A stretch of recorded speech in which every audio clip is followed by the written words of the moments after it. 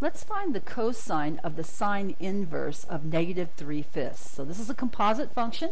The outer function is the cosine function. The inner function is the sine inverse function. And the number is negative 3/5.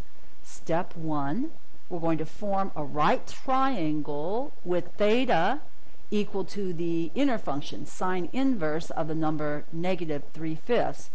And we're going to put that right triangle in the appropriate quadrant. And we're going to start this by labeling theta.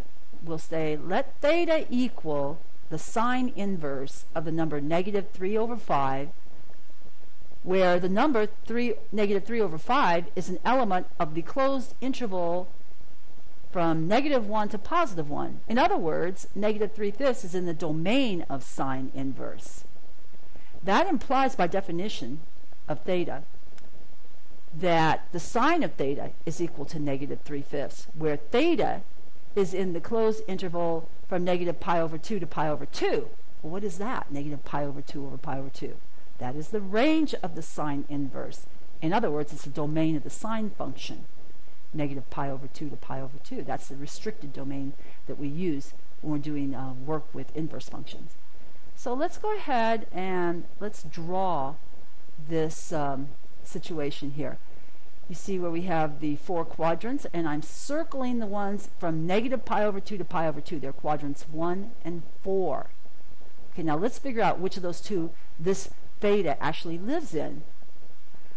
Well, since theta is an element of the closed interval from negative pi/2 to pi/2, as shaded in this picture, and the sine of theta has to be equal to negative 3/5. Well, we know it's either in quadrant 1 or quadrant 4. And we also know that the sine has to be negative in that quadrant.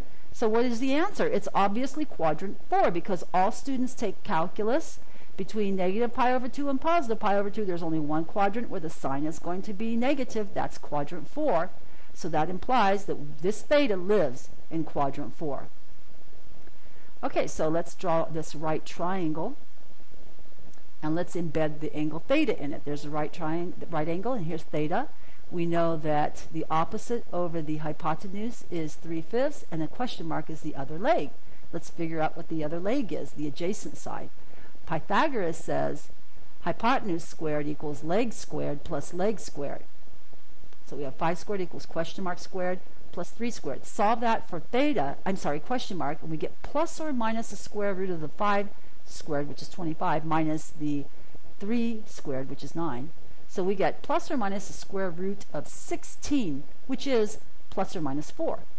But which one is it, plus or minus? Well, we know we're in quadrant 4 with theta.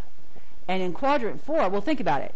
We're looking for the bottom, and when we embed this right triangle into the rectangular coordinate system, which you'll see in the next step, the bottom is the x-axis. On the x-axis, it's the x-coordinate for this triangle. And in the fourth quadrant, the x values are always positive. So that means our question mark is equal to the positive 4, not the negative. And here you can see it clearly in this picture where we draw the y-axis and the x-axis, and we draw this right triangle. And we have a right angle, and we have theta coming out of the origin, and we know that the 4 is the adjacent side, and the negative 3 is the opposite side, and 5 is the hypotenuse. So you see, that's why we had to keep a positive 4, because it's on the positive x-axis. Step 2, evaluate the cosine of theta.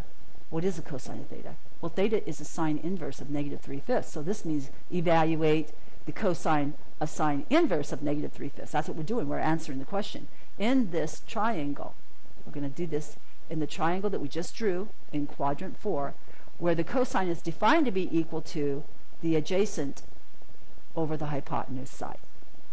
Okay, we're about to answer the question. Let's rewrite the original question. The cosine of the sine inverse of negative 3/5 is equal to the cosine of theta. Why theta? Because theta is what we named sine inverse of negative 3/5. Now look at the picture. Look at theta as we drew it up there. Cosine is adjacent over hypotenuse, so that's 4 over 5.